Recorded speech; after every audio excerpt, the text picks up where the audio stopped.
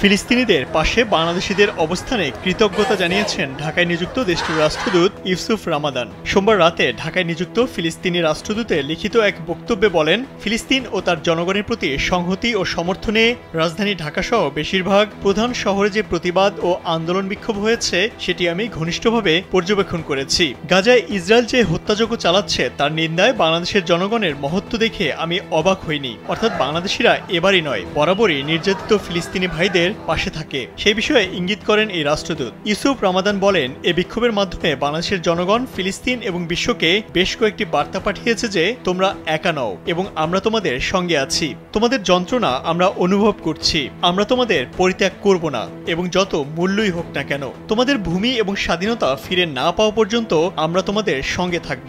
রাষ্ট্রদূত ইউসুফ রামাদান বলেন, যতক্ষণ পর্যন্ত ফিলিস্তিনের জনগণের পেছনে বাংলাদেশের মতো মহৎ মানুষ থাকবে ততক্ষণ পর্যন্ত তারা তাদের ন্যায্য সংগ্রাম এবং অন্যায়ের বিরুদ্ধে তাদের লড়াই কখনো ত্যাগ করবে না। ফিলিস্তিনিদের পক্ষ থেকে তাদের বাংলাদেশি ভাই বোনদের প্রতি এই প্রতিশ্রুতি দিতে চাই, আমরা পূর্ব বা পশ্চিমের কোনো শক্তির কাছে কখনো হাল ছাড়ব না বা মাথা নত করব না। ফিলিস্তিন মুক্ত না হওয়া পর্যন্ত আমরা প্রতিরোধ চালিয়ে যাব।